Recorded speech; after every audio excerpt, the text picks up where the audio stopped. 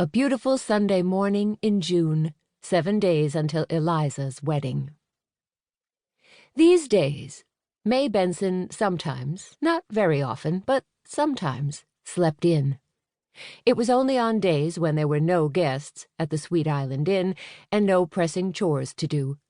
Only on days when she didn't have plans to meet a friend for brunch or volunteer at the pet shelter or the soup kitchen, or if she'd stayed up late drinking a glass or two of wine on the front porch the night before. So, not very often, but sometimes. And that alone was a world of difference from what she'd done for the first 62 years of her life. As she entered year number 63, a lot of things were different. May was now the permanent co-owner and co-operator of the Sweet Island Inn, a beloved bed and breakfast on the beautiful island of Nantucket, just off the coast of Cape Cod. She was a grandmother 3 times over, and she was beginning a new relationship. Beginning was a heck of a word, though, as was relationship and boyfriend and date and love and all the myriad things that went along with falling for someone new at such an unexpected stage in her life. Just a few years ago, May would have thought that all those things had long since disappeared in the rearview mirror. Oh, how wrong she had been. Life came in circles, as it turned out. Seasons. And this was a beautiful springtime in her world, the kind where all the flower buds were just pushing their way up out of the topsoil.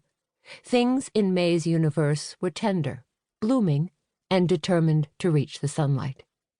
Speaking of sunlight, the rays coming through the blinds in the inn's master bedroom were letting her know that she'd slept in plenty long enough. She rubbed the sleep from her eyes as she sat up and looked to her left. Her boyfriend, partner in crime, and fellow co-owner of the Sweet Island Inn, famed Irish novelist Dominic O'Kelly, was fast asleep next to her. Even unconscious, he looked the same as he always did, dapper, intelligent, reserved, with a soft smile playing across his lips. She decided to be kind and let him sleep in for a little while longer. He'd been up late last night, writing the first pages of his new novel. Staying as quiet as she could, May slipped out of the bedroom.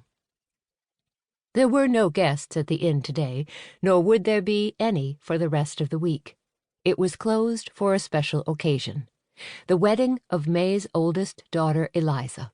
7 days from now, her firstborn would be standing at the altar across from a man who had stolen her heart when she'd thought it was irretrievably broken. Just the thought of that moment made May smile.